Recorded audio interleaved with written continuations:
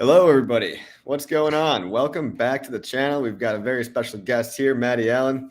It's been the talk of the town lately, and kind of I gotta say, I gotta respect what you're doing right now by not letting the chilling effect hinder your freedom of speech and just keep going forward with the message. It's very respectable. I'm lucky enough to not be in your position, but if I was, I would do the exact same thing. So it's pretty badass and very, very cool. Before we go any farther, we're going to talk about all this, guys, all the hot topics. When is the bottom of the crypto market? What about the SEC? What about FTX? Is that still a whole thing going on? PulseChain Testnet V3, HEX documentary, lots of stuff to get excited about in the HEX community today. And we just got back I just got back from the HEX third birthday party. So it's always great to see people in real life, and it's never more, reinvigorating for, your conviction and realizing that we're all real people in this together, and we're all holding out this bear market together. So it's really nice to know that, and really great to see all you guys in the chat. Red Squirrel, what's up? Hex Salty Boy, sorry you're salty. Hex Addict, Crypto Compassion, Oliver Moore, Hex Hodler, Coffee Time, yep. Jim Kramer said to sell your crypto. Yeah, that means it's time to buy, right? DJen Dougie, Synthwave Symphony, and Crypto King. It's great to see you on the boat, sir. Crypto King made an appearance in San Diego. Really awesome to put, faces to names and all that. Crypto Dave, I love this community. Me too, Crypto Dave, me too. So yeah, guys, we'll let everybody trickle in. We've got the numbers spiking up right now. We're at about 100 people. So what is going on in the chat? Let me just make sure that we've got enough mods. Crypto King, you're not a mod. And Furu Finance. I'm doing a stream with Furu Finance pretty soon. Congrats, you're a mod. Okay. Guys, what's going on in crypto lately? Maddie Allen's been the subject of a lot of discussion around infringement upon our freedom of speech. Do you want to just start off with, your thoughts about that whole BS fiasco? Yeah, I mean, the timing of everything was really wild because I got a letter from the SEC, and then the next day I was in a serious car accident that almost killed me. So I had this near-death experience, and it really makes me want to double down on the things that I believe in, because none of this is guaranteed at all. But I like to believe that there is a timeline that we all may be on. Without getting too philosophical or deep, there's like a timeline that we're on where things could work out better than we expect. And so I think that that's one of the approaches that I've taken with HEX and with crypto in general, is that, I really am in it for the tech, whether people want to make fun of that or not. And I'm in it for the time locking. And so when the SEC comes along and they're asking to look at all of my private messages, and they're asking, they give me a subpoena, and they actually shut off my bank accounts, which isn't something that you would think the SEC could do. Well, was it SEC or was it your actual bank that made the decision? It was probably a liaison between the two. Yeah. But it's like, when you get a letter within 2 days of the SEC letter, and the bank that you've done business with for 7 years, that you're like friends with all the people that work there, if they all are saying the same thing, that like, yeah, that was the SEC probably, it's like, it all adds up. And I hadn't done any crypto transactions in quite some time. So, yeah. Well, that's got to be really stressful, man. And I can't believe that all that happened in one single climactic moment. I'm glad you're okay. Obviously, I'm glad you're safe, healthy. You look good. You're not. Thank you. You seem like you're just back to being yourself. And it's really great because a lot of people out there are really scared, and you're clearly not. And you shouldn't be, because you're not doing anything incorrect, right? And this is obviously a huge overreach in terms of the SEC when really they have much bigger fish to fry. And a lot of bigger problems going on right now, but they're choosing to look into a wild goose chase of something that isn't really a problem. It's a problem that doesn't exist. And so from what I understand, they want to know connections of, long story short, is Richard Hart paying you? And I could speak from my personal experience. He's not paying me. Pretty damn sure he's not paying you. He's not paying me. And, but hey, it's fine. If the SEC is like shocked by the fact that somebody such as myself would do so much volunteer work that it actually seems like a whole job, for me, I've never even used a mixer. Okay. So it's like, you know, I'm the perfect example of somebody who's never taken money in our industry of being on YouTube.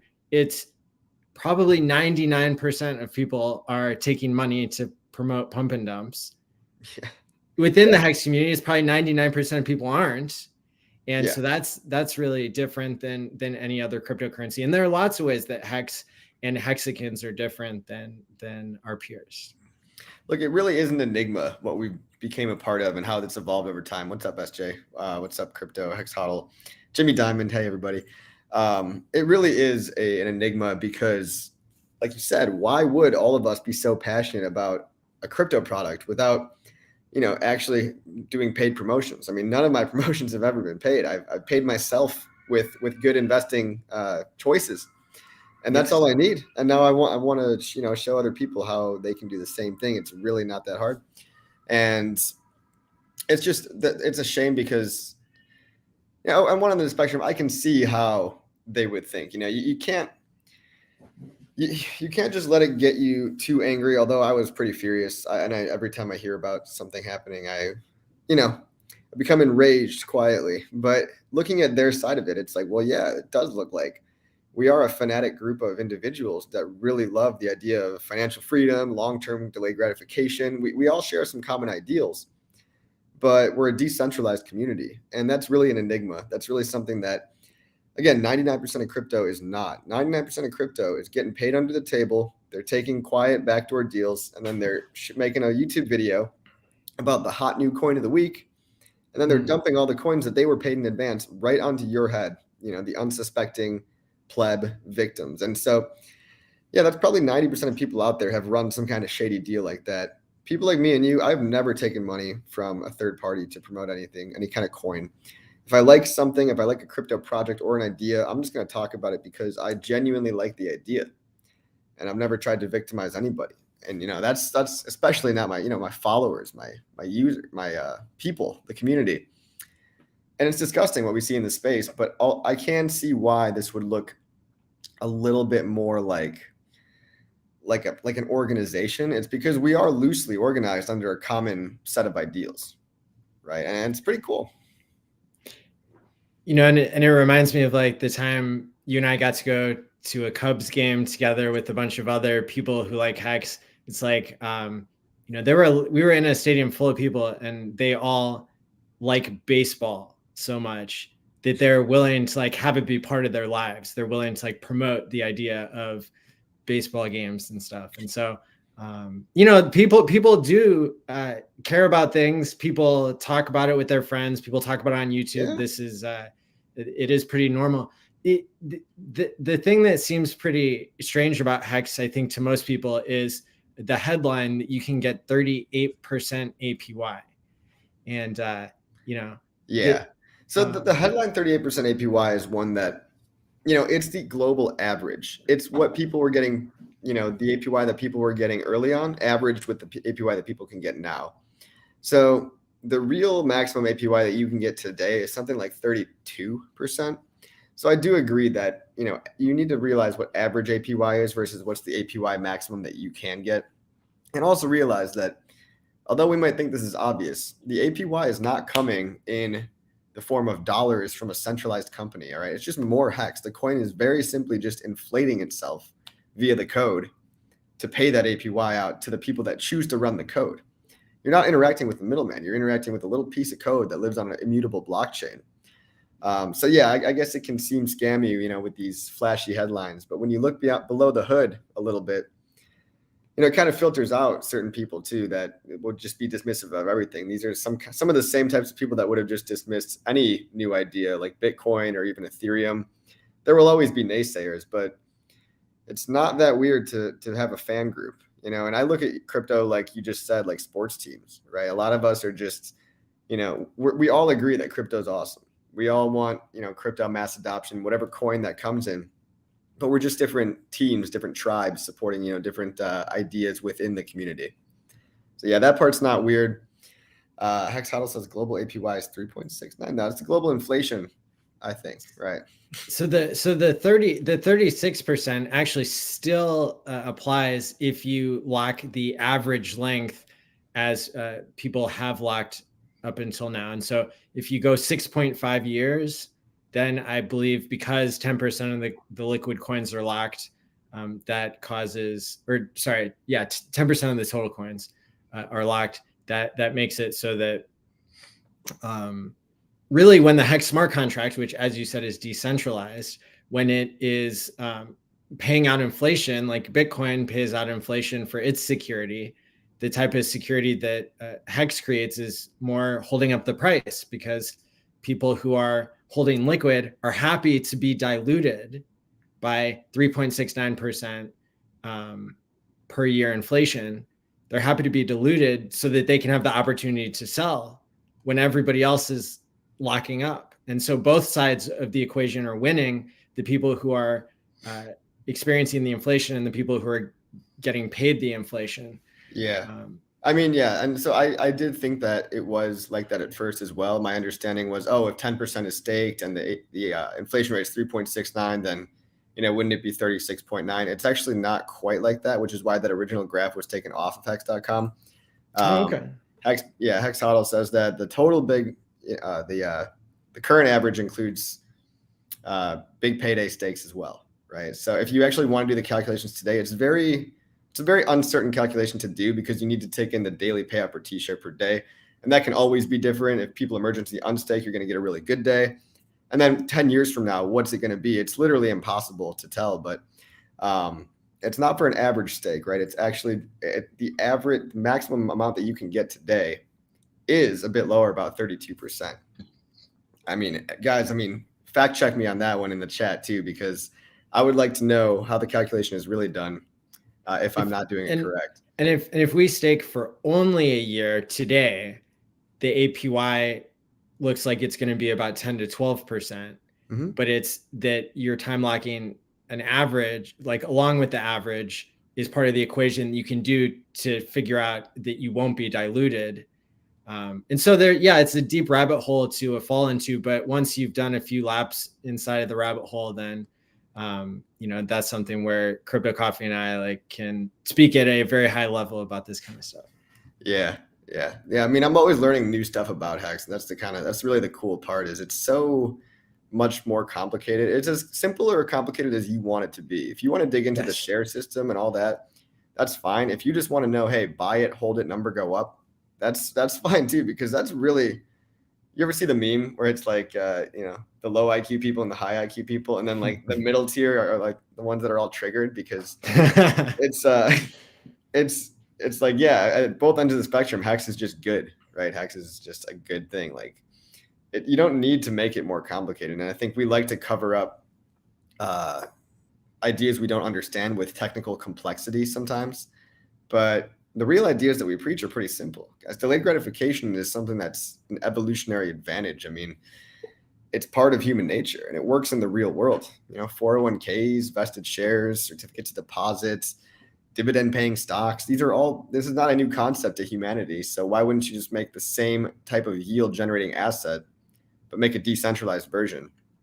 And I want to, now that we're kind of getting into the HEX value prop, Eric Wall came up with, he streamed with Corey Costa the other day, and it seemed that he didn't quite get, it was actually a very good stream. I don't know if you had time to watch it, but.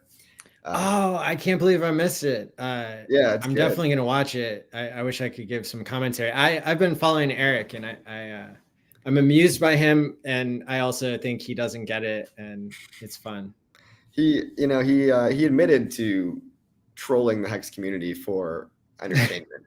On stream, he basically said, yeah, it's personal entertainment for me to a degree, but he's trying to also learn where the value is coming from too. And one of his points was that HEX is not a substantial innovation in that we have other staking coins, right? And then to that, I would say, and Corey was very nice to just let him talk, but he didn't. There were so many times where I wanted to just scream at my phone and be like, "You're wrong." Yeah. But where I think he's wrong about HEX not being actually innovative is so much of this so-called TVL, total value locked in staking protocols, is not actually locked at all. because you might have maybe at the most you'll have like a week or two period that, it takes a week for you to end your stake and you're not penalized. But HEX is not just a staking coin, it's staking with massive, serious consequences. The penalty system built into HEX is something that no other coin has, to my mind, had the balls to do at such a high level where, if you make a 10-year stake and you unstake it after 5 days, you're going to lose all your money. We tell people that, you explain that very well. No other coin has that mechanism where you actually have to put your money where your mouth is and vote with your money that you believe in this idea or this investment for X amount of time. And then it's totally optional too. So I think the staking with consequences part, and also the fact that it really is just marketed as a store of value, right? We know that Bitcoin is a store of value. We're not trying to reinvent the wheel on that one. Cryptocurrencies in general are stores of value that are going to allow for the quiet undermining of the entire traditional financial system. And so if really the only valid value props that have been proven to work are speculation, obviously, and store of value, we can get currency, we can get lending, we can get leverage trading all in time. But those two things, speculation and store of value, are the core of why I think a lot of cryptocurrencies have value. So why not design one that incentivize long-term delayed gratification, that it incentivizes you storing the value, right? Because if Bitcoin was a proof of concept to a degree, and Bitcoin didn't have time locking, or it does, but it doesn't pay you anything for it. So it's just an iteration on Bitcoin. It's just an enhancement on the Bitcoin protocol. And I think a lot of people have a hard time with that because not a lot of other coins out there are literally competing for the same value prop as Bitcoin. They've all got some other weird angle.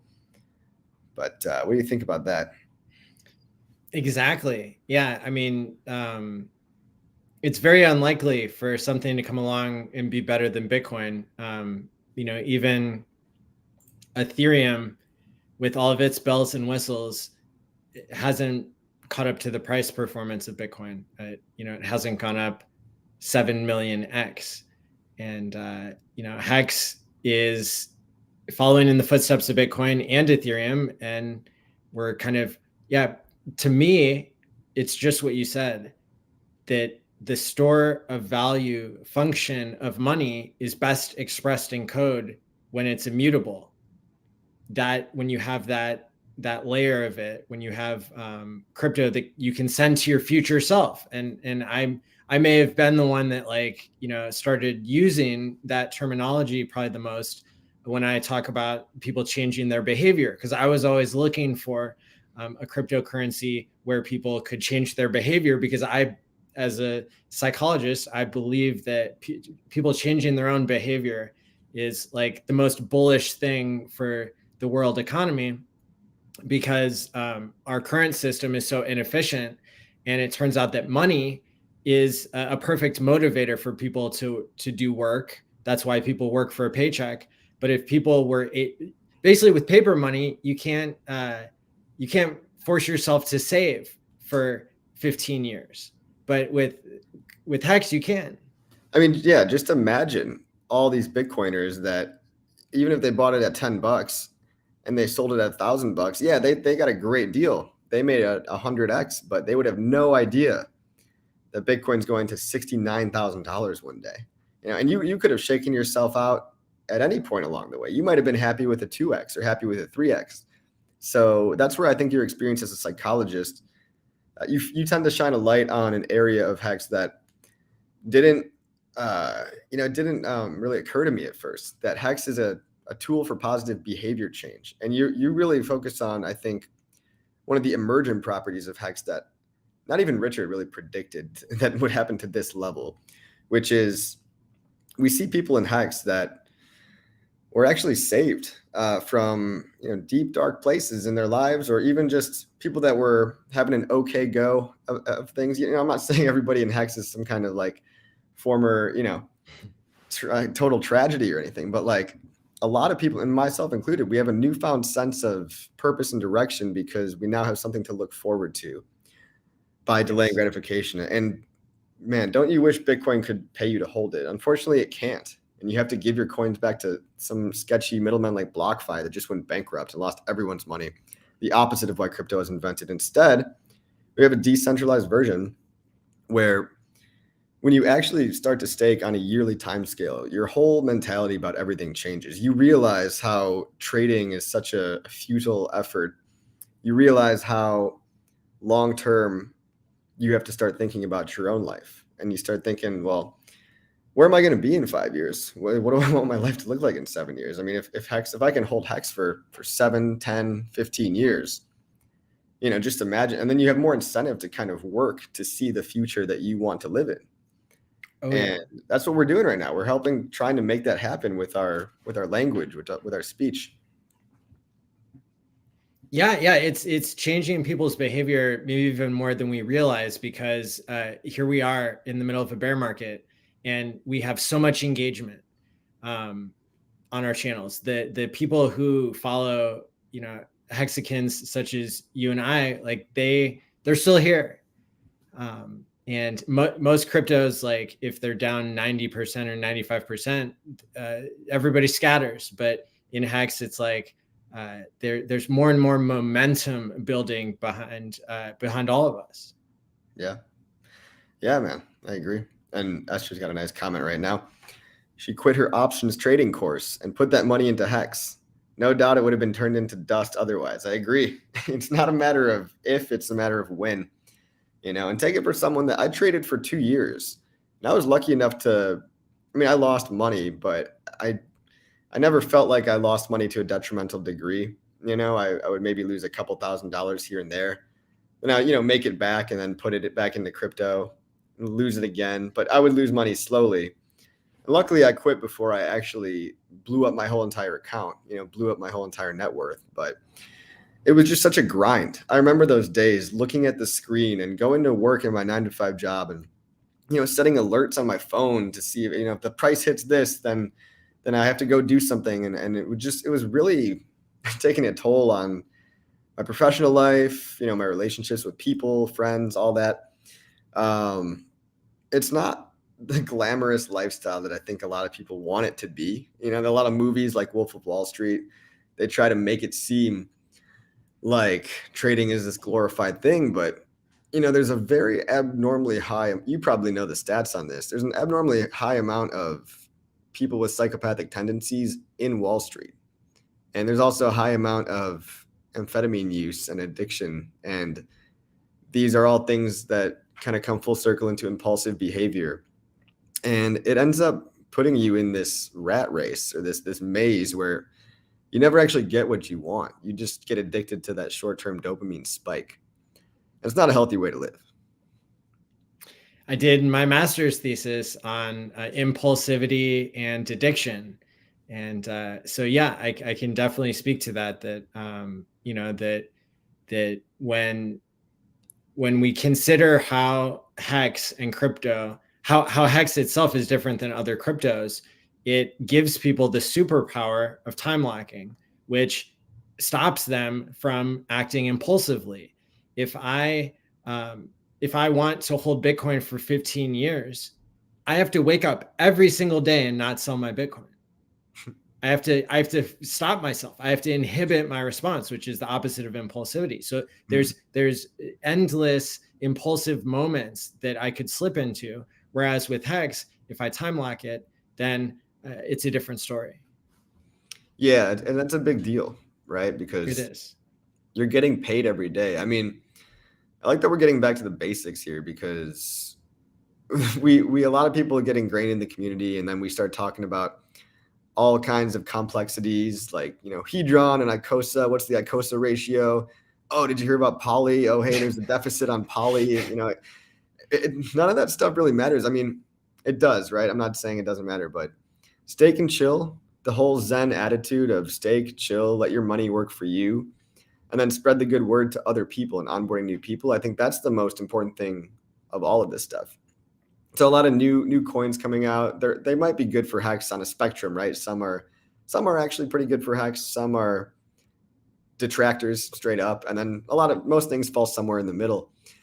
But we can talk all day long about what the hot new coins are. But at this stage in the bear market, personally, dude, I have so much fatigue. Like I have new coin fatigue. Yes. And it helps me personally to get back to the basics. And I just today wrote an article called How to Buy Hex, because I'm like, I you know saw what? it. It's outstanding. Thank It you. is. It's Thanks, very man. good. And it's just like that helps make me kind of feel better, because it's like, well, what are we all really here for in the first place? We're here to onboard the whole world into crypto. None of this works if we don't onboard new people. You call that a Ponzi scheme if you want, but hey, then I hate to break it to you. If you call that a Ponzi scheme, then everything is a Ponzi scheme, right? Because yeah, it requires new people in every asset to come in and buy the asset to make it go up. But it's more so than that. It's about being a global movement, a global dissemination of an ideology where people need to accept crypto as part of life now, as a better reality, because it's a parallel financial system where nobody can shut your bank account off, right? And you're a perfect example of like the exact reason we need crypto. I can't imagine how infuriating that would be, having my bank tell me you can't spend your own damn money that you earned. Like, I mean, like just losing the relationship at the bank I was at, like being in crypto, I knew that it was important for me to like be known at my bank. And so I would go into my bank a lot and like they knew me. Like they even had Hex to the Future magnets, like against regulation, like hanging up, in some of like the really? people's yeah, like in the little cubbies that the people had. Like so like my accounts didn't get frozen. It's just they told me I needed to find a new bank basically. And yeah, so that sucked. And really I already knew a lot about the banking system, being just up to like some bot basically. It's like there's examples that I won't get into now, but like I already knew that the banking system would not have good sovereignty. And that's part of the reason I've always been interested in crypto, other than the programmable money part, Yeah. is self-sovereignty and freedom and everything. And it's not not your bank, not your dollars kind of There situation. you go. I like that. Yeah, I Yeah. mean, that's crazy to me, man. So you actually had relationships with them. They knew who you were. You gave them Oh stickers and yeah. everything. Oh yeah. And I guess it just goes to show you guys, the banks are not your friends. The banks are not your friends. And I could see why. I mean, they do not have your best interest at mind. I could see why you would think building a relationship with them would help your case. Um, to learn from you, and I'm just learning live on the spot, I would say to people, maybe decentralize, maybe start making several bank accounts right now. You know what I mean? If you just want to decentralize that risk, have 4 or 5 bank accounts. There's So nothing wrong with that. so what I do is like I like to have a certain amount of USDC that's in an account that's really secure on the blockchain, and then I have a certain amount of dollars in my bank account. And so between those two things, I'm not Yeah. concentrating my risk completely to where suddenly I'm going to have to live off of credit or something. So that's like kind of 3 like safety mechanisms. And then if you have like a safety deposit box and you have physical cash Yeah. that you have access to, then that's like a 4th backup. And so Yeah. Decentralize the mediums in which you're holding money. So not only stable coins are great if you have stable coins on the side, because that's kind of untouchable, more or less. You can bring that across borders, whatever. Multiple bank accounts, cash under the mattress, several different variations of purchasing power is helpful. But yeah, guys. oh, and I also wanted to mention, so last night I saw a documentary about Charles Ponzi. Okay. And there are just like a couple of things that I can share that I really didn't know that were really interesting facts. It's like, so Ponzi, the name of his company, Charles Ponzi's company, was named the Securities and Exchange Company, which preceded the Securities and Exchange Commission. So they stole the name basically. Okay. Second of all, Charles Ponzi was basically, he had figured out this arbitrage between stamps after the First World War. Like he was doing this, he was doing his deposit scheme at the very beginning in the Roaring 20s. So everybody was like, "Yay, the war is over. We have money. Like, let's see what we can do with it." And anyway, like he only ever traded $3 worth of stamps, but took in like millions and millions and millions of dollars in his like 8-month run. And the amount of APY that he promised people was that you could double your money in 90 days. And so he had like a physical office, and people lined up like the streets were in Boston were filled with people just all trying to get into his office so they could give him their physical cash. And then when people's 90 days were up, he could still pay them. So people would go to his office. They would see that he would hand them over the cash, like doubling their money.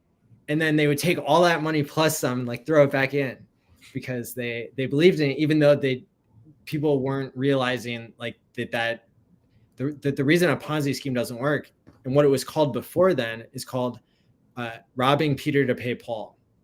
And that was the official name of a Ponzi scheme before it got renamed after Charles Ponzi.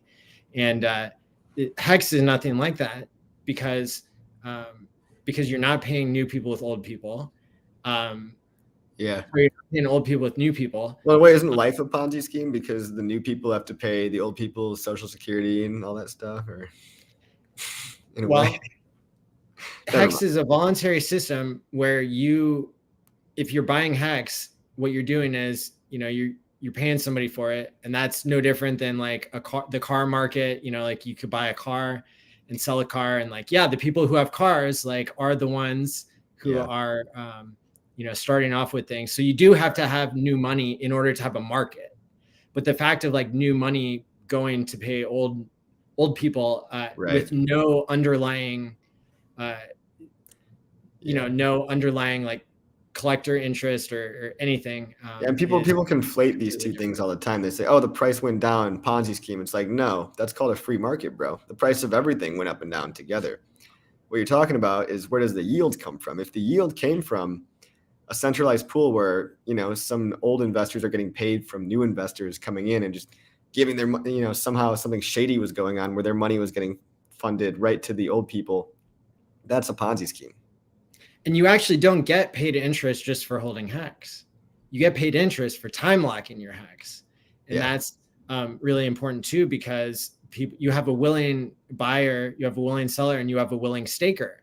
And the people who are holding liquid are willing to suffer. They're willing to pay the inflation because they want to be able to dump on your head. Yeah. And the people who are earning the inflation, like, they're willing to time lock so that they can get the reward. Yeah. Inflation is an invisible tax. It's a decreasing of your purchasing power. So when you're holding HEX liquid, you are deflating yourself. You literally are, but you're doing that for the privilege of being able to sell. Yes. And you're virtually lending. That's what it's, when Richard says virtually lending value from stakers to non-stakers, that's what he means. It's hard to grasp at first, but it's a really simple concept when it clicks for you. And it's just kind of hard for people to explain it, right? But yeah, I mean, that's pretty interesting. I never knew that about Ponzi, but I've heard robbing Peter to pay Paul. Yeah. So I mean, you time lock in HEX, you get like 10 to 12% APY. And that's coming from the people who are happy to pay that because they're holding liquid, because they want to sell. And then, so it's nothing like the 400% that Ponzi was promising. And it's, not being issued in dollars either. It's being issued in HEX. And so it's, that makes it completely different. Well, another way to put it is, in HEX, if you stake, you're basically the Fed, right? What does the Federal Reserve do? They print inflation. And they do this to pay off their debts and fund wars and a number of other corrupt things. But none of that exists in HEX. In HEX, if you want to be a staker, you get to be the money printer. And you can't change the inflation rate. So there's been another conflation that people hear the word inflation now and they think inflation bad. Inflation's evil because, they hear in the news all the time, we got to get inflation under control. And it's not some out of control thing. Like, if you code a 3.69% inflation rate into the code, there's no way anybody could ever change that. So it's not inflation that's the problem. It's a small group of people that you never even elected in the first place that decide how much the inflation rate should be on any given day. That's the problem. It's out of control inflation that's the problem. It's not inflation itself that's the problem, because they're trying to get it under control in the Federal Reserve to an area where inflation is around 2%. So, there is sustainable inflation if inflation is relatively low. And I think the effective inflation in HEX is about 1.6%, because even though it's 3.69% a year, it doesn't all get paid out at the end of the year, right? Because some people are staking for up to 15 years. So it doesn't all get realized right away either. So the government is telling us that the inflation is based on the price of things, when in reality, the inflation is based on how many dollars is printed. And so they're able to bootstrap or basically to get credit for how technology can bring the price of things down over time. And so which is that's good news for people who are wanting to learn about how to run, in crypto, you're just running software where the rules of it, and where you're able to create value because other people agree that it's valuable. And so if we know what the inflation policy is going to be going forward of the actual money, that's part of the equation that we need to know. And then if technology is going to make things cheaper over time, so much so that that the government can print infinitely and technology can get infinitely better, and we only get a little bit of price inflation, that's overall the headline should be the world is massively abundant in how it can solve problems and increase productivity. So. Yeah, there's no scarcity in terms of the human imagination. There's only artificial, scarcity of basically people telling you that there's a problem, and centralization of power is a big role to play in that. So with this whole cryptocurrency revolution, it started off as a quiet revolution. Now we're at the inflection point where it's about to get a lot louder, because it's like the Gandhi quote, first they ignore you, then they laugh at you, then they try to stop you, and then you win. Then they fight you, and then you win. Yep. We're almost in the kind of the then they fight you stage, right? This is the regulatory battle. This is going to be the next 5 years of what we have to look forward to, right? And so what I think is how I kind of think it's going to play out, I think it's going to be kind of beautiful. The government, the one thing we can rely on is that they're too slow, stupid, and disconnected to really be in control. Their whole entire goal is to give the illusion that they have control, right? Their goal is to let, Joe Schmo off the street help him sleep at night by telling him everything's going to be okay. Or everything's not okay, and this is why you need us, right? Everything's going to hell in a handbasket, but don't worry, the government's here to help you. But really their goal is just to keep their jobs at the end of the day, and to keep the sense of the narrative, and to keep getting paid. And they never want to get smaller. So they're going to come up with central bank digital currencies as a way to help themselves feel like they're in control. But meanwhile, we've got real decentralized products like Bitcoin. Ethereum is going to have some centralization growing pains, and then I think it's going to go back to decentralized after sharding comes out, and layer twos and all that. Never mind. I don't want to get technical. I'm just saying that while the government is working on their CBDC, and I'm not global governments, the Chinese government, all the big governments of every large first world nation, we're going to be working on our alternative system too. And that's why I say we just need to innovate faster than they can regulate, because crypto is the way out as long as you're holding a real DeFi product. I'll group Bitcoin into DeFi too. I'll be nice to Bitcoin, right? Bitcoin's okay. It's not bad. It's still censorship resistant. It's still borderless peer-to-peer internet money. It just isn't going to give you the life-changing gains anymore. The gains are gone, Bitcoin, for the most part. But meanwhile, all the people that are here now, if you're here listening, you're in the know early enough to be a part of life-changing wealth, right? Because it's by the time there's a crypto wallet in everybody's hand, and we're all transacting day to day by HEX or whatever other currency, I think there's going to be several dominant cryptos that behave as currencies, because whatever jurisdiction that you're in, and by that time we might even be completely in the metaverse, but we're going to be online mostly for the most part. And if I want to transact with you online, it doesn't necessarily matter what patch of land I live on. It matters, do the other people accept my cryptocurrency there? And if not, well, there's going to be all kinds of automatic swapping mechanisms and infrastructure that's going to be built in this digital world of the future, the pretty near future, actually. And so you're going to have a lot more freedom and options than you ever thought possible. And it's going to be a really great, this is a glass half full, but it's going to be nearly utopian as long as you're able to be a sovereign individual and live outside of, the CBDC control structure. And I guess I'm getting a little conspiracy theory, but you're in the right place at the right time is what I'm saying, because not only are you going to get to experience some life-changing wealth, most likely, but by the time there's a wallet in everybody's hand, you're not even going to be asking, what blockchain am I using? It's going to be as common as the internet, right? You're not like, oh, do you think RCN or Comcast, which one is going to do better? That's like us right now arguing about Ethereum and PulseChain. They're both going to do great, but the goal is for these stores of value to evolve into currencies. And if you ever read the Bitcoin Standard, that's kind of the life cycle. Things start as stores of value, and then they become currencies over time. They become mediums of exchange, right? And then the final step is they become the units of account. The units of account is what takes the longest time, because the unit of account is the final step in terms of the ideology of everybody. That's the hardest one, because how does everybody agree that, oh, we all have to keep track of our balance sheets in one particular unit? And that's the US dollar right now, but who knows what it might be in the future. And the future might even have a couple. So the world's going to look different than we can possibly imagine. I just think that you have to opt out and use the parallel system that's being built right in front of your eyes. You just have to have the eyes to see and the ears to listen. And don't get dragged into whatever narrative that CBDC is going to claim to save you with. So, Maddie, we've got a question. How many more months of bear market do you think we're going to have? Who cares? Hex is the way. I was going to say, I actually went to a big dinner at the Bitcoin conference with Safety. He hosted the event, and there were, I don't know, maybe 100 people there. It was like a big who's who of the Bitcoin conference, because there were so many people there that, that I got to take pictures with. Natalie Brunel, who like hosted the conference, was there.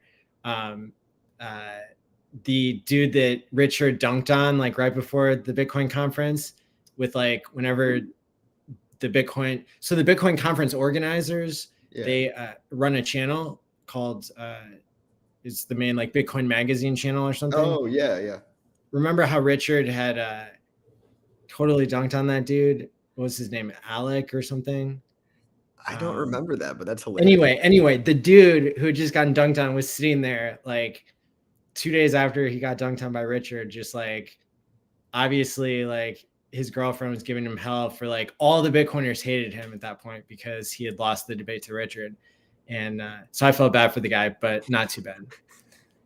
Wait, hold on. Who is this? Bitcoin magazine guy? It was like, I can't remember his name, but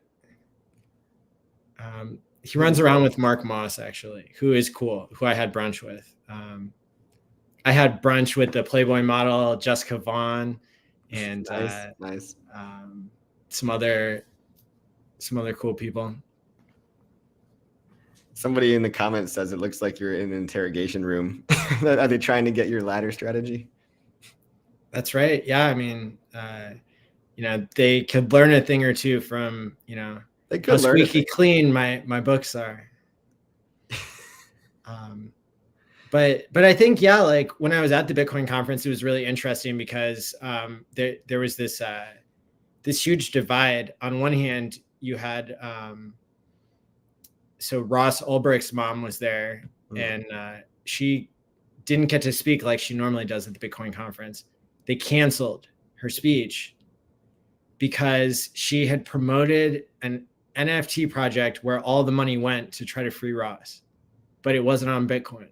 And so the Bitcoiners were furious. So they had this policy at the Bitcoin conference where like they would make an example out of you. They almost excommunicated Robert Breedlove from the Bitcoin world. What? Even after he did the Michael Saylor series, like he almost got excommunicated for saying maybe it's not just Bitcoin. And so there was this great divide. This was the largest crypto conference, I think, in the history of Bitcoin or in the history of crypto. There were like, I don't know, 40,000 people or something at Bitcoin Miami this past year. And you know, it was just everybody who I met there was like, yeah, we love all crypto. Like, you know, we've heard of HEX, like, tell us more about it. Like, we thought it was bad and this and that. But I'm there with the DeLorean. So of course, like, you know, it's an easy sell. Yeah. Easy sell. But yeah, I mean, and I think that's something that you're going to see in any crypto community. Like, it's going to fragment and split off. And there's always going to be people who stick true to one cause, and other people are going to go in different directions. That's a real shame to hear that, but it reminds me of a different story of I was at Unconfiscatable, which was Tone Vay's. Oh, cool. Super cringe. Basically, it was just cringe fest, basically, in Las Vegas. I went 2 years in a row, and you know, he had this thing called the Scammy Awards, where he would basically just, you know, Richard Hart, I think, won this 1 year, which is great. But it was just a very exclusive kind of culture where they were almost all, they seemed so insecure about their idea that they believed in, that they felt the need to spend a lot of time bashing people with new ideas. Like, their nominations for their, you know, little Scammy Award thing were like Elon Musk, I think, was up there. And it's like, and like Vitalik Buterin was up there. And it's like, yeah, these are people, and like, and so then you put in Richard Hart with them. I'm almost like, okay, well, that's a compliment, you know? Like, you're basically, it was. Yeah. And so, but what the original point was that I think Trace Mayer was there 1 year, and he was trying to promote some Mimblewimble coin thing, because he kind of went off in the privacy direction. He always wished that Bitcoin had privacy. I was into Mimblewimble coin. Yeah. Yeah. Oh, I don't know if it was exactly Mimblewimble. It was yeah, it was. That's what he got excommunicated for. Okay. Well, there you have it. I felt bad for the poor guy because nobody would talk to him there. And I was like, wow, man, this is like the kids that got bullied when they were younger, taking it out on people when they're older. You know what I mean? And I'm not saying everybody's like that in the Bitcoin community. I just had a really bad taste in my mouth due to the exclusivity of that community. I've never seen, well, I shouldn't say, outside of like my own work, I've never seen a more honest dev than Chris Gillard, who coded Mimblewimble coin. He was so altruistic, and the whole time he was calling it a testnet for Bitcoin. He was so altruistic that he took the entire treasury that was worth millions and millions of dollars, and he just did it as like a dividend to everybody who's holding Mimblewimble coin. Never took a cent out of the entire project that he created. He did all the work for. Just really incredible. And yeah, Trace Mayer is like a great example of somebody. He came up with the idea of not your keys, not your coins. Yep. And he got excommunicated from Bitcoin. It's kind of crazy, man. And it's like a lot of the people in Bitcoin nowadays, I feel like they lost the plot, and they're not even the same community. They're probably not even literally the same people anymore, because a lot of the OG freedom loving, privacy loving, libertarian types, they all kind of left to do their own thing, including Richard, including Trace Mayer, including like even Robert Breedlove, a lot of these respectable people. And so it's funny to call HEX a cult when it's like, we're inclusive, right? Like, I don't think that a cult would be so inclusive like this, but yeah, people can call us whatever they want, but like, we know what we are. We're into time locking. We're into this thing that makes sense for us. Right. Yeah. I mean, we're just a community, guys. It's a decentralized community. Join it or not. It's up to you. Yep. Blockaroni, that now says that your books are so clean because you're a freak in the Excel spreadsheets, sir. Knows me well. Yeah, I mean, it's interesting to kind of look back at the past of crypto and see where we're going. And, you know, where do you think, like, after FTX just happened, right? The FTX implosion. You can do a glass half empty or a glass half full on this one. And a lot of people are calling for like 6 more months of bear market or whatever, or 2 more years of bear market, I've even heard, just because they think FTX is going to be such a big setback. Now, how do you think this is going to actually play out in reality? I mean, I always thought so. Yeah, I mean, FTX, they did people dirty, and it's definitely, it's got everybody thinking about crypto again in a negative way. And I think that some of the things that Richard points out, which is like, you can't sell coins that you don't have. So if FTX already traded them all away and like poof, they're gone, then that doesn't hurt the price necessarily. It'll be interesting to see the contagion that continues because of not crypto, because these trading firms were giving each other loans for billions of dollars based on the crypto was invented not to create loans and not to give it to somebody else. It was created to hold it yourself. And so, so they've definitely lost their way. And probably the most interesting alpha that I've heard on the whole situation there with Sam Bankman-Fried and everything is that it's very likely that FTX and Sam were doing quite well before Wall Street moved in with their high frequency trading bots and shit. And so Alameda and FTX and like Three Arrows Capital and like all these things that have blown up is because they started to get squeezed because they didn't have an edge anymore. So their edge got taken away by Wall Street taking crypto more seriously. And so, where we're at in the real arc of things is not like this is the end of crypto, and you can, get as much misinformation as you want about crypto, but what they were doing is not real crypto. What Wall Street is going to do is not real crypto. What the government is going to do is not real crypto. Like real crypto, if you're talking about store of value, is HEX, period. It's not Bitcoin. People don't use Bitcoin as a store of value. They use it as a speculative instrument. And they can change their narrative as many times as they want. If I thought that Bitcoin was just one thing, if it was just as a store of value, you would have seen the inventor of Bitcoin say that from the beginning. But no, the narrative changes every year, every 2 years.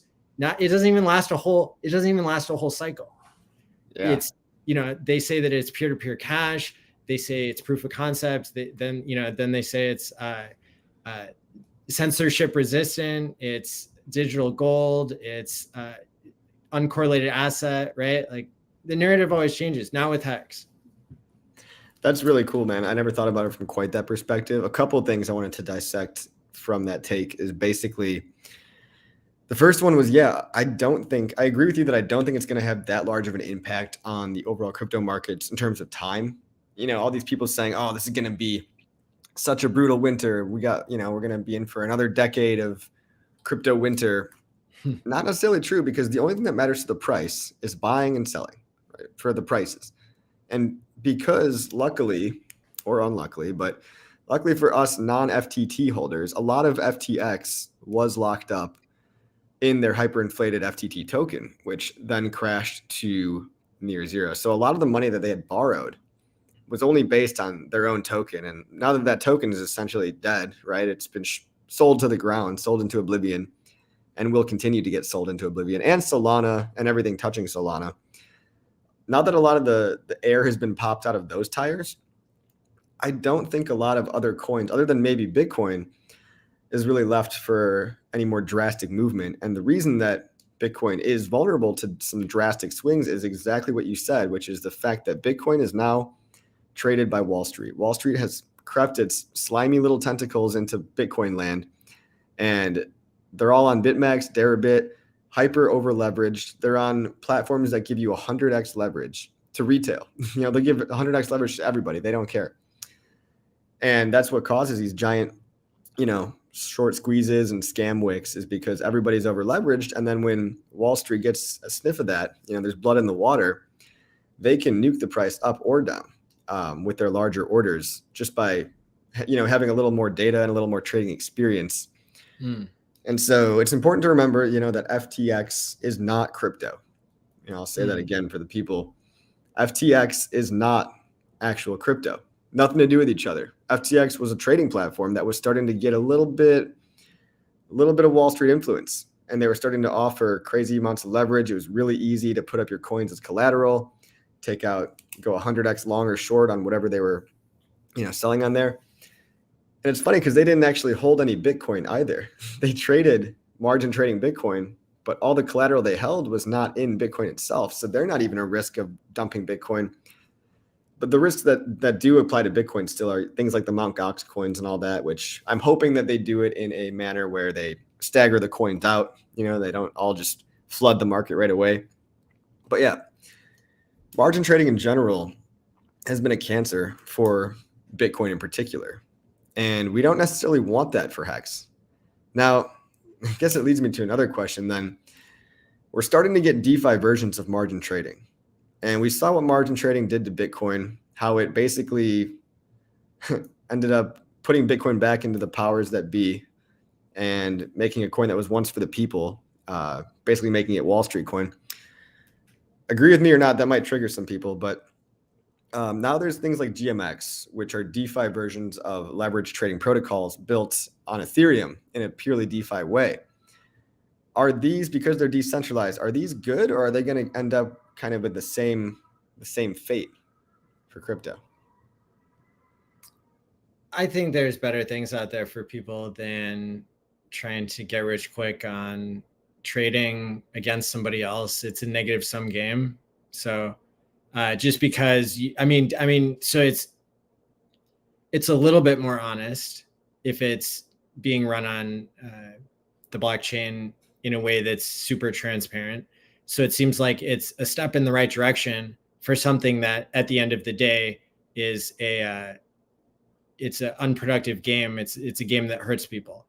I think that it's kind of I think that my values dictate that I try to promote people to go to the opposite of something like that, which is where it's a positive sum game.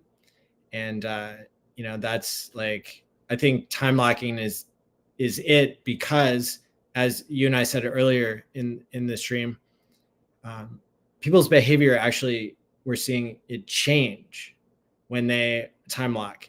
We have more hope. We end up building the type of better world that we want because we're already locked into the future. And so it's kind of up to us to create the behaviors that we need. And I would love, to someday be able to bring more products to the mix that are behavior change oriented, in a way that's decentralized, in a way that people choose for themselves. What do I want my goal to be while I'm waiting for my stake to come out? Do I want to quit smoking? Do I want to get into shape? Do I want to learn how to have a healthy relationship? Like what are the things that people want to work on? And if people can pay themselves to improve their behavior, then that actually creates more productivity in the world. It actually creates more value. And so when you wait for years for something and you work harder to make a better world in those years, then actually time locking more than pays for itself, because it's not taking away from what somebody else is. It's not like you get these mega elite lizard people who are like running everything. You Don't get talk about the lizard people. They're gonna block us. Oh, my bad. So you don't get that. You get people who are just have a stake in their future, and they have something to gain or lose by improving themselves. Yeah, and I mean that's a nice segue, because I want to plug your product really quick. You're making something in the DeFi universe that is pretty cool.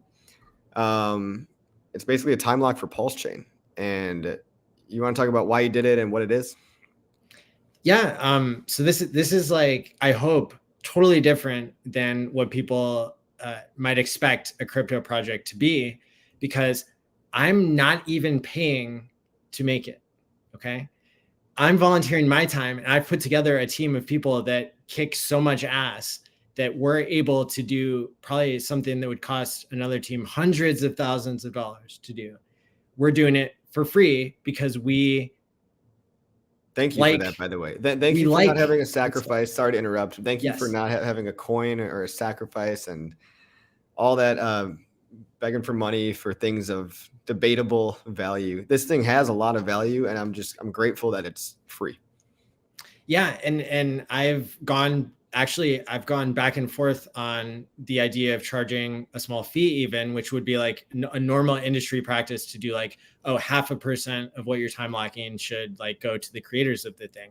Now I'm actually considering the possibility of charging absolutely nothing. And it goes back to what I was just saying about what is the point of crypto is to remove middlemen. What is the point of crypto is to be a positive sum game. And so how, even if it seems like a small amount, 0.5%, do you realize when there's a 10,000x on something, or when there's a 1,000,000x on something, how much that becomes? It's like, and it's just the fact that you're taking something away from what you're saying is you want to make a positive sum game. So that's, I'm really, and part of what inspired me is, brings me back to a comment that we saw earlier in the chat that was like kind of mean towards me, which is like, oh, Maddie, we thought you're like a retired HEX OG, but like you asked for donations to pay for your legal defense. How dare you, sir? Like, guess what?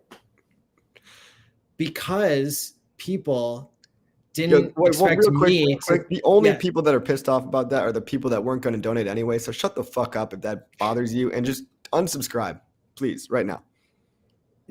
I mean, it really changed my attitude towards crypto. Like this was a huge moment for me when I realized that like that the cost of me being a leader in the community as a volunteer doing this for free, that it wasn't going to come from my own savings. Yeah, look at it like a donation to you. You know, that's what I was looking at it like. Well, think about all the value these guys have given. Like, if you're going to donate $50 in a super chat, consider just putting it into this other thing. Like, it's not. It doesn't. I'm sorry that people were such dicks online, but you're never going to change that. Well, but it was the people who were not dicks that really surprised me, because the whole reason why I was going to charge something for time pays me was, and some people didn't believe me about this, but it was just because I didn't want to later have to pay a shitload of legal fees. Yeah. And have it be a negative game for myself. Like, I didn't want to lose something for creating something for the community. And what I found through this whole donation thing is I put up my address, and I asked, like, if you're rich from crypto, then help me out. If not, it's fine. I got $23,000. $23,000 came in. And so I was able to put $10,000 on my retainer, and now I have a little legal defense fund. And beautiful. That's something that gives me the peace of mind to keep going. And so to have like my faith in humanity restored, that I'm not going to be part of the tragedy of the commons, like totally changes. Now I might be able to give the community a gift that maybe someday is worth tens or hundreds of millions of dollars, is trying to give time pays me without a fee, like, because I know that it can be a positive game for me and for everybody else. And I think hundreds of hours of free live streams, and you never really ask for money. I mean, people can donate all day long, but they get, if I don't know, you know, it's just, if you don't have anything good to say, don't say it at all. Like, it's pretty easy. I don't feel like I should have to tell a bunch of full grown adults this, but like, if you're one of these people that is angry that people are asking for donations for doing something for free for you, right? For free, then just ignore it. Then you don't have to say anything. Just move on with your life. You'll be happy. You won't inflict, you know, you won't rub off your shitty attitude on somebody else, and just get on with your life. So, yeah. And then people want to know, I'm sorry, we got off on that tangent. Back to your product. So Time Pays Me is the name. And I was telling you before we started that I kind of like had a come to Jesus moment with the whole project, because I had been getting into a territory of feature creep. And, you know, I guess that's where you think of all the cool things that you wanted to be able to do. I know feature creep. I used to be a product owner, dude. Like, yeah, I get it. And so, yeah, so right now I'm taking a step back and I'm thinking, what is the main purpose of this? Has always been for people to be able to time lock their PulseChain and PulseX tokens and to have a drip. And so I had built on a bunch of other cool stuff that may even already be fully coded, and we may be able to put into like a V2 version or something. But right now, I'm just considering the possibility of having V1 maybe be the only version, and maybe just focus on that's all it does is you can time lock your PulseChain and PulseX tokens, and they drip back to you based on the amount of time served, kind of like in Hedron. So Cool, man. I like the yeah. idea. I think you actually brought us all on a stream one day to critique the idea. I said I kind of liked an early unstake penalty idea, but again, that's feature creep right there. Real quick for the people, what's the website? Timepays.me or timepaysme.com. I like timepaysme.com personally. But yeah, that's so timepaysme.com. Let me type that in the chat. Timepaysme.com. Check it out. It's something that I can see myself using because I know I'm not going to sell PulseChain for minimum 2 years, probably. But getting a nice drip back too is something where you don't have to commit it entirely like HEX, right? Like you don't necessarily have to commit your stake entirely. And you don't get rewarded for it, but you are saving yourself from yourself. And I know myself. I've got lettuce, soy, paper hands, and that's why HEX has been so good to me. I'll probably end up using it. I might not go in with my full stack only because I want to go degen and play around with some other protocols. I have content to make, you know what I mean? I can't have all my PulseChain wrapped up when I've got to, make my course and all that stuff. But it's a pretty cool idea. I mean, Bitcoin has time locking. PulseChain should have time locking as an option, but it's all totally optional. Obviously, you don't have to, but consider the first 80% dip you experience. Right? Consider that HEX or PulseChain goes up 100x and then it dips 80%. How are you going to be feeling at that bottom? You're going to be feeling like scarcity mindset of, oh, well, I've still got 20x remaining. Maybe I should just dump it. And then guess what? Next year it goes up 1,000x or 500x or something, something crazy. They're telling me your server is down. So I think we might have like a private testnet set up or something. The best place to go is t.me/timepaysme or allmylinks.com/timepaysme. All right. And that is in the chat for you guys. T.me timepaysme. T.me/timepaysme. Cool idea. Thank you for the sub, Magnia de Perfumaria. I like the name. Yeah. So it's pretty cool. Yeah, it'll be really interesting, like to see, because I have this like kind of thesis about HEX that or a hypothesis you could say is that maybe HEX is actually like overpaying people for time locking, and that doesn't have to change. That's fine. But I want to see who would time lock just because they know that time locking is a great strategy, and to also see like the difference between if it drips back to you over time. That's pretty cool because it could allow you to dollar cost average out of something over like a long time frame. Yeah, you could dollar cost average out if that's how you want to do it. So does it 1% a week? So it would be totally dependent on like just like in Hedron. So it would be the percentage of the time lock that you've served is the percentage of coins that you can withdraw at any given point. And so let's take the example of 1 year. So like a week is about 2% of a year because there's 52 weeks in a year. So if you serve like a little bit over a week, then you'd be able to withdraw 2% each week from the time lock. Now, if you wanted to time lock longer, let's say that you did a 10-year time lock, then it would be 0.2% per week, I believe, because it's 10 times longer.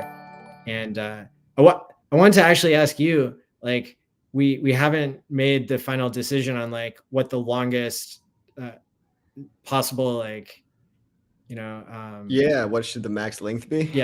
Yeah. Well, first of all, thank you, Steve, and I forgot the previous subscriber, but Steve L, and I think it was Angela. Thanks for the sub, boys. I would say, I really don't think that you should go with 15 years. Because we do want to stress to people that like you do want to take some profits eventually. You have a life to live, and But remember, it's stripping back to you the whole time. I know.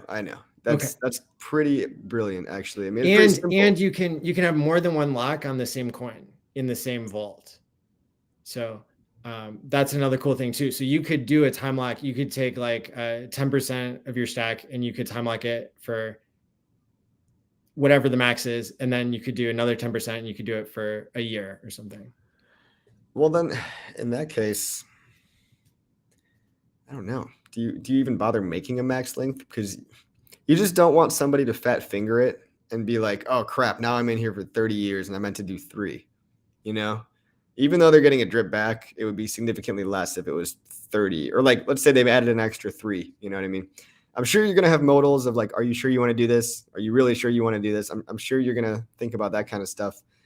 I think the simplicity of it is good. I think that you're right to retract on your scope creep. And, the optional 1% fee to you is not even something that's that outrageous to me. I mean, yes, some people will be outraged by that, but if you want to keep that in there as a way to have donations come into you, that wouldn't be a bad idea either. When I asked Richard, because I had like a super guilty conscience really? about even like thinking about charging a fee. When I asked him like, hey, like I told him I was doing the time locking thing for PulseChain and PulseX, and I told him like I was considering 0.5% fee. And optional fee, guys, by the way, I want to stress you're considering an optional fee. So before you get mad. So the thing, this was months ago that I asked Richard, like, did he think like 0.5% like mandatory fee was fair? And he was like, yeah. However, since then I've reconsidered, and I'm still thinking like that having something be optional or having like no fee at all is something I'm considering. So it's I kind of have to talk to the team and yes. stuff. I think that makes sense that he would say yes. He's a businessman. I would say optional, but I would also say that if the juice ain't worth the squeeze, like if it's going to be more effort to get it done and more time and money than you think it's worth, and if it's causing you too much grief, then scrap it, deprioritize that feature. But yeah, I mean, I can even it'd be fun to all show publicly, right? Like I can imagine a ranking system evolving out of this. It wouldn't even be something you'd have to create, but it could just be something the community does of, how long did you time lock your pulse chain for? Like, let's see how real of an OG you are. You know what I mean? Because it's almost like proof that you are a believer. I'm actually I'm looking also for ideas of how to cross promote with Aubrey de Grey's new foundation, and they've let me see. Yeah, I'm pretty sure I can talk about this. Anyway, like the whole idea, theoretically speaking, if Aubrey de Grey, like which he does, he's announced he has a new foundation, and it's called Escape. Longevity Escape Velocity Foundation. Cool. And they're like, they're starting to get the mice that they need to run this like 1,000 mouse trial to see if they can make the mice live an extra year on like their 2-year life. And I was thinking, how cool would it be if we had some cool system with Time Pays Me so that if you time lock your PulseChain tokens, I don't know, on a specific front end, maybe that gives you an NFT that like goes along the life of the mouse, or you're doing some like something where you're trying to take ownership in the fact that this mouse might live longer than average. So wow. I think there's lots of ways that that people can get excited about time locking, and so yeah, it really makes you start to care about your life, and like the reason so many of us, I think, are passionate about longevity is because we want to be alive to enjoy this wealth. You know what I mean? Yeah. A lot of people come to crypto and they want to get in and out in 1 year. or even a month, I'd question if those people even value their own life. You know what I mean? Like that, to that degree. If you're that scrappy, or that, like, scrappy is not the right word. If you're that much of a kind of a short-term minded individual, um, you know, get all your own ducks in a row, and you get your own life in order. Hey, Brian Lopez, thank you so much. From one Hex OG to another, I gotta appreciate Ryan. I'll probably end up sending it right back to some other YouTuber, but thank you, sir. Thank you. And that's another point to make, going back to the Bitcoin standard. I took some of Safe Dean's classes as well, and He has classes? you'll know. Yeah, he's got actually really cool online classes. Oh. They're really in depth. They really go into like Austrian monetary theory. It felt like a really hard grad class. So it's not like just like a fluffy, like, cool, trying to teach you one thing. It's like you could spend hours a week just trying to keep up with all the assigned readings that are optional and stuff. But like one of the things that he does a really good job of outlining in his book is that his kind of like theory that if you look throughout time, it was only when there was hard money that you had like the greatest achievements in human society. That all like the great art, he does this like huge sidestep into like why gold was so good for art and so good for architecture, and like all like about like almost all the technologies, even the computer that we like enjoy today, he says he can trace back to the times of the gold standard. And so I kind of like carrying that idea forward when it comes to like HEX is a better form of storing value and monetary policy and than gold or Bitcoin. And so the fact that I actually believe that that a lot of the turmoil that we see in the world, a lot of people sucking, is actually due to the monetary you're right. It's like the planned obsolescence, the short-term mindedness is infected our culture to a degree, because we don't have hard money. I'm curious what Saifedean, how he makes those connections, but you got to admit that back when the dollar was backed by gold, a washing machine would last you a lot longer, or like a refrigerator would last you a lifetime. A car would last, some older cars from 90s or even the 80s, they still drive today, but now cars might be a little bit different, but you get what I mean. I mean, the iPhones aren't designed to hold their battery power more than a couple of years. Maybe that's just a product of our culture, but I guess our culture may be a product of our money. It absolutely is. If you think about like how fast our money is becoming worthless, is like seems like even if inflation is only 10% a year, well, that means that in 7 years, the price of everything doubles. That punishes savers. And when you punish people for saving, then they don't have that hook into the future. That's it.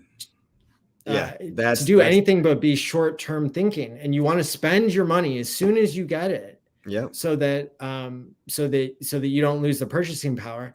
And then you lose that all the magic that happens when people are financially free. Because it doesn't matter if you have $2 million, because you can't retire on that. So I guess now what we have to do when we get our dirty fiat dollars that aren't backed by anything is we have to put them into ideas that we think will outlive the deflation or stealing of purchasing power of the dollar, right? So people even put their money into stocks because they think, well, Microsoft will probably be around 10 years, might even go up in value a little bit. My dollars are getting wasted away. Microsoft might hold some value. HEX might hold some value. Like, we need to pick and choose our stores of value as basically longer term ideas. I think that's what's starting to accrue. It's happening right before our eyes. We're a part of it right now.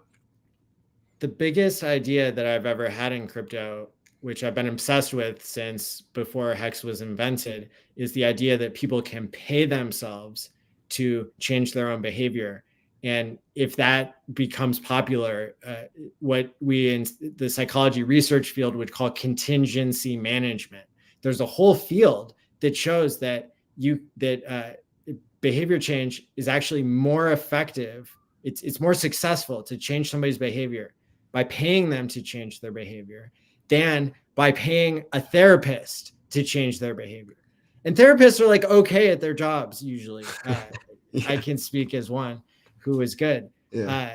So it's like, because I specialized in helping people who were addicted to serious drugs and had their whole lives to change. All their people, places, and things all had to change.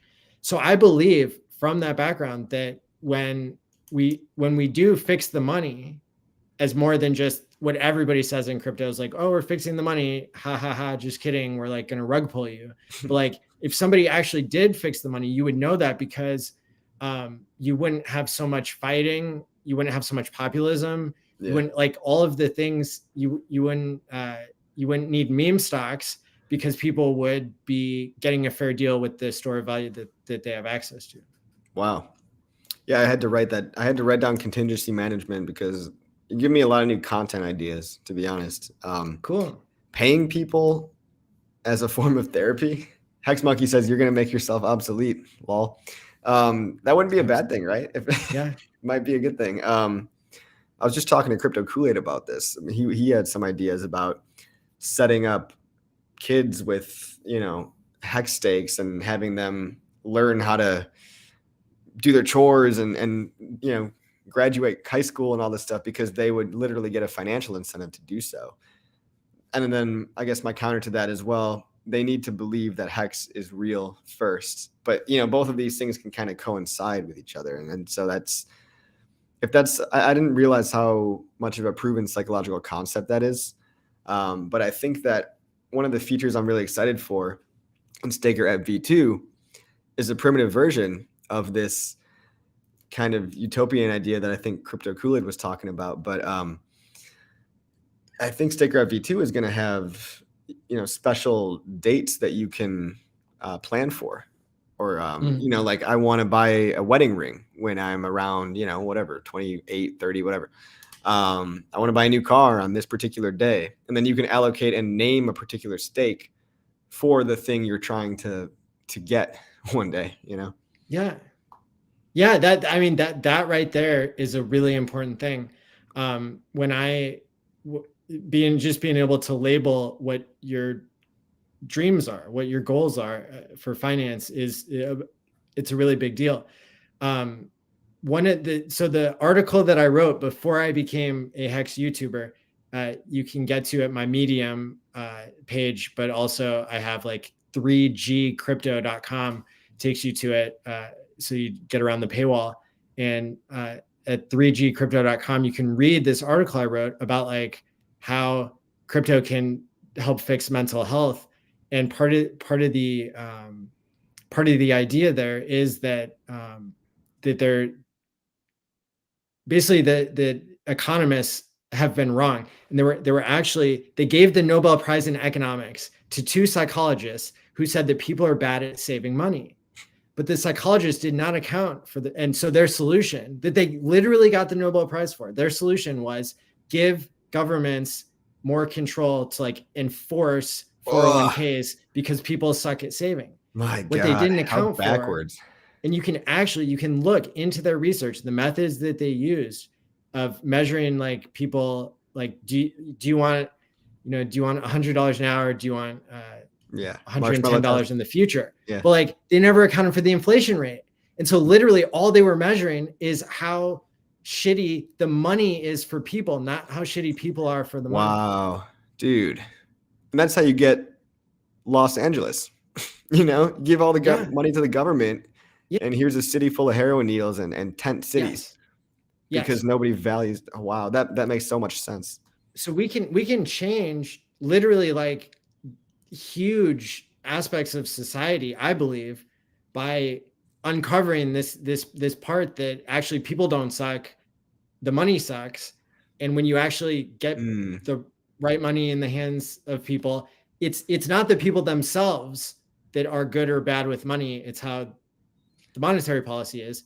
That's what makes Hex better. That's what makes time locking in a way that's a positive sum game. Sorry, that's really uplifting to hear, because it's everyone I talk to in Hex, a lot of people have stories of struggle or addiction or just having a rough patch for a couple of years maybe, and they're all amazing, beautiful people, and they're badass and hilarious too. And they're like people I would legitimately want to be friends with. But I'm sure Yeah. that society was not telling them that. You know what I mean? Like it's kind of making people value themselves less and think of themselves as a problem. When you think that you need a handout because you live in this world where you're allowed to victimize yourself, and it almost glorifies, oh, it's not your fault, don't worry, but daddy government's here, we're going to take care of you. Whereas if you just incentivize people the right way, most people, 99% of the population is not sociopathic. They're probably going to end up being pretty good people. It's just almost like victims of the culture. So yeah, cryptocurrency is a counterculture movement. Culture is not your friend either. That's a big point to make too. Culture just puts up boundaries for you, and it's up to you whether or not you want to step within those boundaries or into, again, the parallel system that we're building here. Centralization is a huge peril.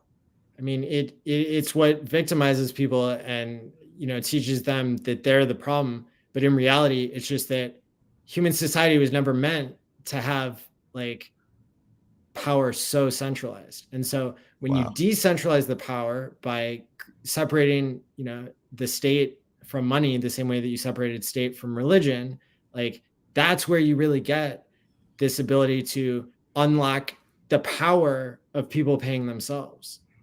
It's a new function of money, like we said earlier. Let's see. I have a little. Well, he's gone too. This reminds me of a Terence McKenna quote.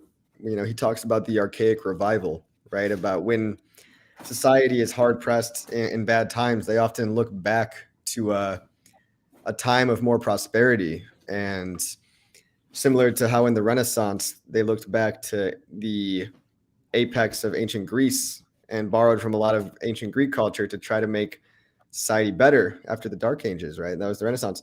Well, even in today's society, we're reaching as far back as ancient hunter-gatherer tribal cultures because, at least back then we had a sense of community, a sense of family to a degree, and we all cared and looked after each other.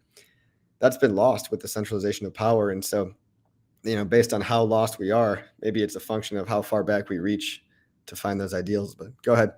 Yeah, I mean, there's two reasons why I can't send this to my future self.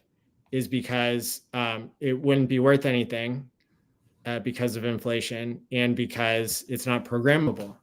HEX is something that's programmable that you can send to your future self and get rewarded. Time Pays Me is something where you can send PulseChain, PulseX to your future self and enjoy the natural benefits of dollar cost averaging out over time without any APY. Yeah. Nice. I like that you just went to go get $100 bill. Boom. Yeah. It sucks. It sucks that I can't save this. I can't guarantee that I'm going to save this. Yeah. I mean, you could just use it to light a cigar for all we know. Saving is an example of using money in a programmable way, just like we're going to hopefully someday be able to help people change their behavior. Oh, hey, that's cool. So saving is a program. It's a program in your brain, like a habit, but it's coming to the physical world with HEX, right? Like you can run the program on a computer now. Now your brain doesn't have to do it. It's like we're all going to be just artificial intelligence in the future. We've already got iPhones. We've got AI generated art. Did you see this new stuff about the AI generated prompts that everybody's been doing on Twitter? Oh yeah, I've been playing around with Chat GPT for sure. Yeah. I think how it's going to go is, saving using programmable money is going to be like the next big crypto thing with HEX and with Time Pays Me. I think that the next thing after that, right? Because email was the first app on the internet, but you didn't realize that the internet was more than just email until the rest of the internet came along. In the same way, I think that trust, crypto is a form of decentralized trust. And I really hope, because I think the world needs to be able to trust each other better.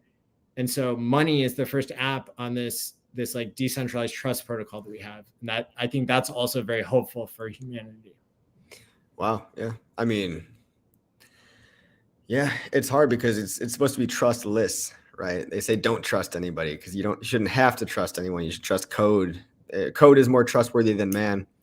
But at the end of the day, that's how the world works, right? We need to trust that we're all kind of in this for the right reasons. But yeah, you can develop things that do replace, some parts where we've gone astray. I'm trying to envision the world right now of a world with Chat GPT and Mid-Journey and all this crazy stuff. How are we going to be able to tell what art is real, or how are we going to be able to stop, the bots from making fake news? And that's the glass half empty approach. But then there's like the glass half full of, well, now we can write beautiful works of art with the help of AI generation. Just like earlier today, I was feeling a lack of inspiration for YouTube content ideas. I go into ChatGPT and I'm like, hey, YouTube, or hey, ChatGPT, like what are some good video content ideas for YouTube about HEX cryptocurrency? It spits out 10 ideas for me based off of, the hive mind of the internet. And all these things are evergreen content that I'm like, it was a nice reminder for me because I was like, oh, the AI is telling me to go back to evergreen content. Maybe I should go do that. Holy shit. Thank you, Fiat. Thank you very much for the tip, dude. These are the good times. Opportunities everywhere. Make a plan, execute it, and enjoy it the next few years. HEX is a big part of my plan. Me too, Fiat. I know you're serious about that too. Thank you for the Australian 160, bro.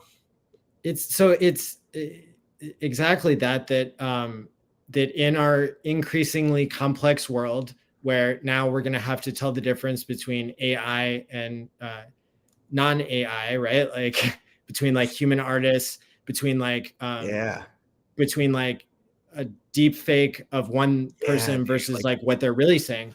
Like that's why we need crypto, is because crypto allows me to verify that money is what it says it is if it's coming from an unknown source. Just in the same way, I could prove that information is coming from the source that I trust because it's being signed with a private key that is known to be associated with a public key that is. Gotcha. That makes sense. Person. Cryptography solves that, and yeah, we'll all be in the metaverse, and it'll be hard to deep fake that. We're all gonna be probably identified by. Wasn't Microsoft working on something? And I know they're probably not the right company to do this, but real like decentralized authentication of like your whole life. You know what I mean? Mm-hmm. Like, yeah, you probably don't want Microsoft owning that because, there's a small group of people that work there, but yeah, we're all going to have a unique identifier in the digital world. And if HEX is one example of how a technology can come along and then solve a tragedy of the commons, that's another thing to be excited about, because you and I are perfect examples of people who are up here doing this because we care about it. Now, that's a cool point. Piggyback off that, tragedy of the commons is what most cryptocurrencies with a quote unquote fair launch fail because nobody's incentivized to give enough of a shit about the project to keep it going forward. Because if you do something where this might remind you of a project that exists right now where you can just mint it for free and anybody can mint it, you end up with a bunch, like you're not going to be able to recreate the same sense of community or the same caring about it, because nobody cares enough to hold the coin long term. They start thinking, well, if I can just free mint this coin and I could sell it as soon as it's profitable, the price is always going to be arbitraged back down, as a function of the gas price. But there, in every kind of idea, there's a tough pill to swallow at a certain point. And with HEX, that is the origin address. And my counter argument of the origin address was always, well, look, we've tried fair distributions of economic ownership. Number one, technical centralization is not the same as economic centralization. Number two, economic centralization works because it prevents tragedy of the commons, but it's still a tough pill for people to swallow. And it's something that we don't shy away from talking about. But I'm just wondering Can we talk about that? How do you explain it? Yeah, let's hear yours. Well, I'm already with like all the talking points about like how it's okay to have one address owning a lot of coins. if that address is not known to have ever sold any of the coins, or if like, what we're really talking about when we say the origin address is like 2,000 to 3,000 addresses that appear to be linked together, and that people have studied HEX in great detail all like agree, hey, this might be owned by one entity or something, or like, even if that was the case, it would, that would still make the game theory work out super well for everybody in our opinions. But I would actually like to take it way further. Although maybe you can help make sure that we've hit every angle of like what people say so far. Yeah, Like, I mean, is there anything I'm missing on like the talking points that we already kind of like? well, the one that you hit that I didn't hit was you can do a behavioral analysis of the origin address, and that's where the risk comes in, right? I think at the end of the day, that's the leap of faith you have to make. The people that got in super early on HEX took that leap of faith on the spot because we didn't have any behavioral analysis to say, oh, Now that said, Richard did spend 4 or 5 years building a reputation and making us all think, read between the lines, guys. I'm not going to fucking sell the coins. It seems obvious to a lot of us, but it helps with time too. But unfortunately, with, the longer you wait, the lower the opportunity there is, right? So if it's going to take you, you have to ask yourself, well, are you ever going to trust the HEX, origin address or whatever to not dump all of their coins and literally nuke themselves and destroy the whole product? And if so, if you would be able to trust that at some point, how long would it take you? Like I think Richard asked some like Wolf of All Streets guy on YouTube one time. He was just like, look, dude, how long does HEX have to survive before you say it's not a scam? And he was like, he thought about it and he was like, 3 years, and hey, it's been 3 years, so somebody should go check on that guy. But I guess you just have to ask yourself. And look, if you don't want to, if you think the origin address is going to nuclear bomb his entire product, his or her, and send the coin to zero, to hell in a handbasket, then do not buy HEX. I mean, I don't think it. Yeah, it is weird though, because economic centralization, it's this narrative that people don't like because they think there's haves and have-nots. They don't think that they have the ability to have any power over themselves. Yeah, like I mean, yeah, from a lot of different philosophies, it's like, who cares if somebody owns a ton of the coins? Like, I like Hexologist's take is like, he said, I wish that the OA owned 99.9% of the coins. Yeah. Because that's and it's really like we don't have any guarantees that those coins won't sell, and like it's been 3 years, and so and you can read in between the lines if you actually listen to what Richard is saying. Like, dude's not in it for the money. Number one, it's blatantly obvious that he's a Bitcoin multimillionaire. He was a retired multimillionaire before Bitcoin. Even if you questioned whether or not he has any motivation to do it, the fact that he's already super rich and blatantly says, hey, I'm in it for the glory, not for the money. I'm actually trying to help people, guys. That seems pretty obvious. I think that's why he gets so upset at his haters too, because he's trying to do something good and he gets shat on for it by people that don't understand where he's coming from. But on top of that, let's take another path and say Chainlink, Ethereum Foundation, Satoshi Nakamoto.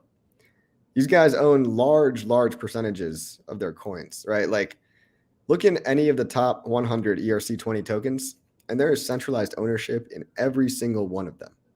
Binance, BNB Coin. BNB Coin owns like 80%, 90% of their coin. Probably more, because we just don't know the addresses that aren't marked as Binance addresses, right? Huobi token. There's so many coins out there that all of a sudden people seem to have this double standard for. Like, it's okay if Satoshi owns 1 million coins, I'm fine with that.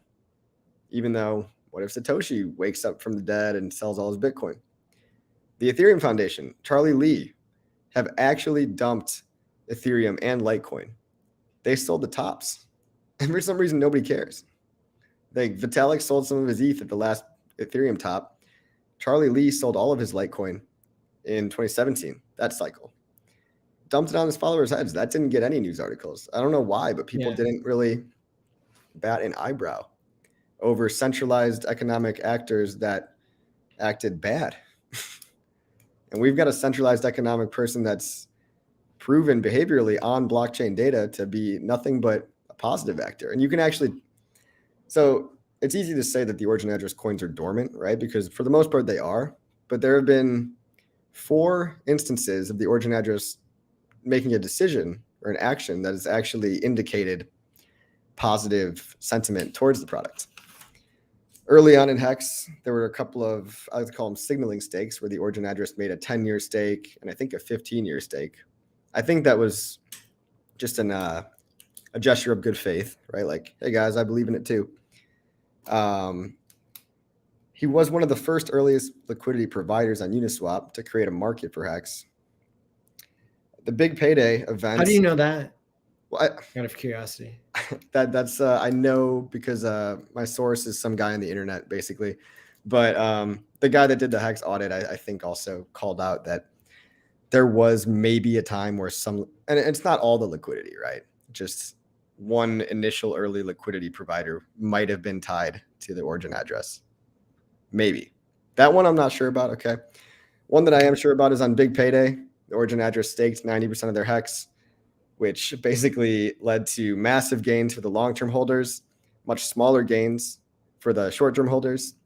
The short-term holders complained about their free money because they only got 30% free money instead of 300%, you know, like some of the long-term guys.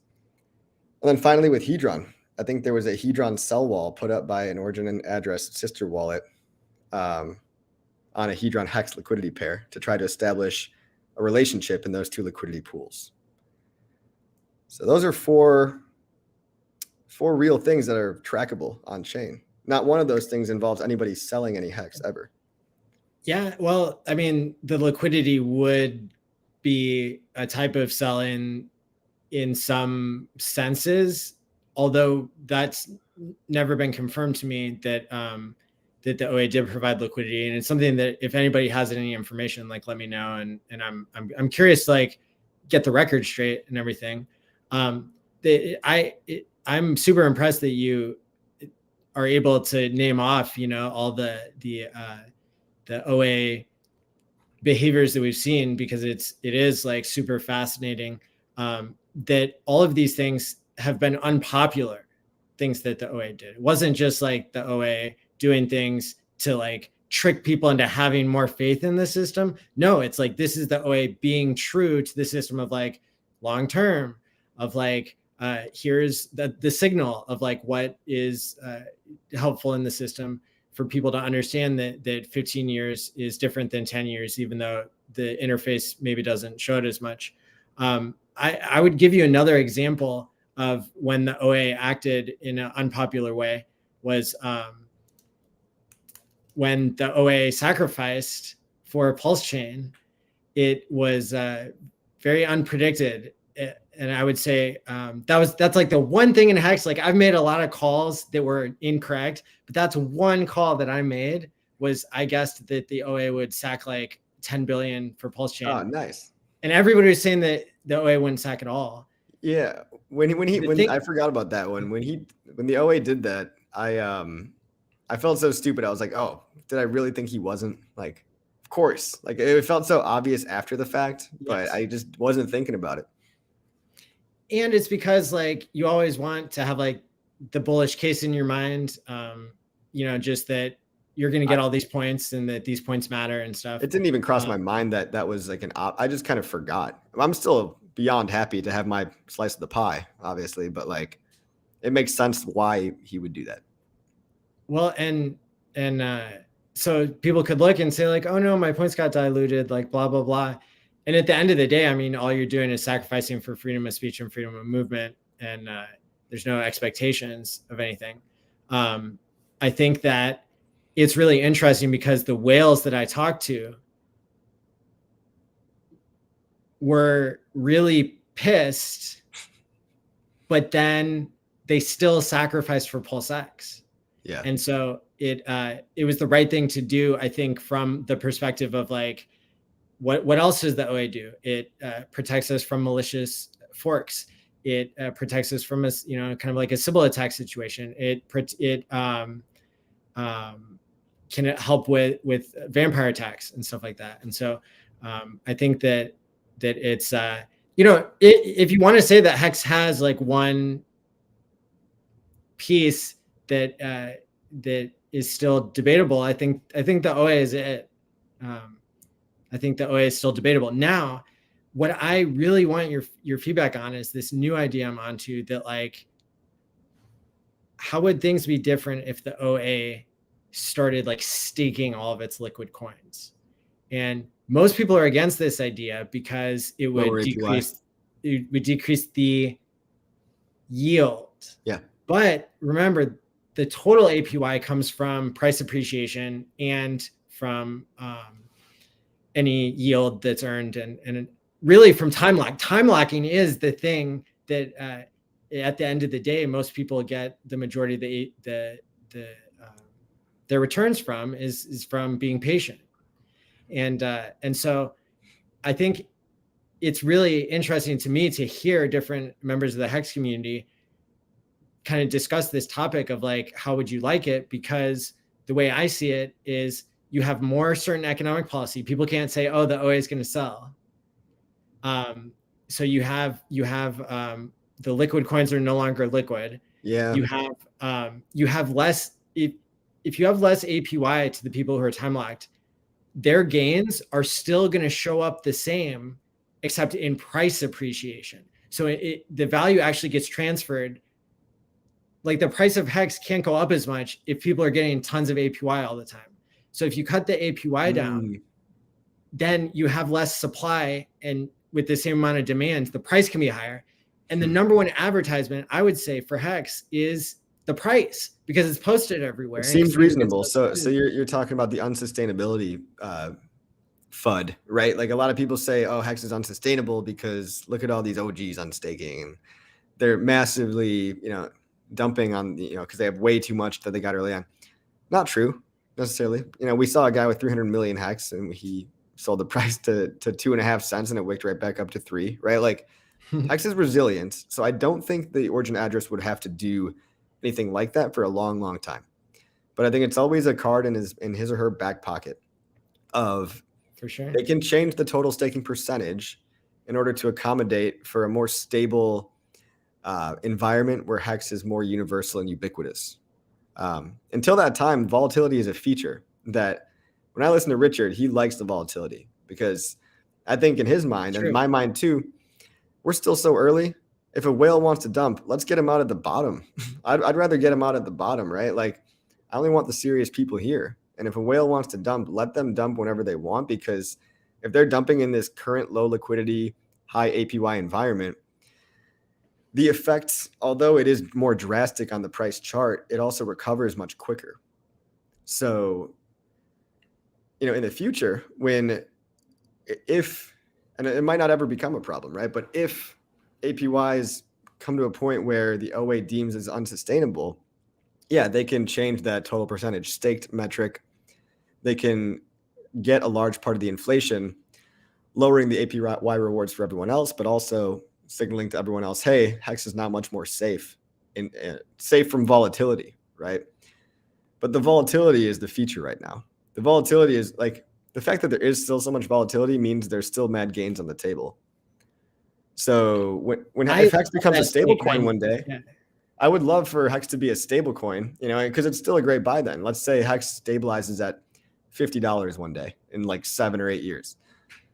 Well, it's still going to be a good buy for anybody looking to get yield, because now they have a reliable source of, trustless yield.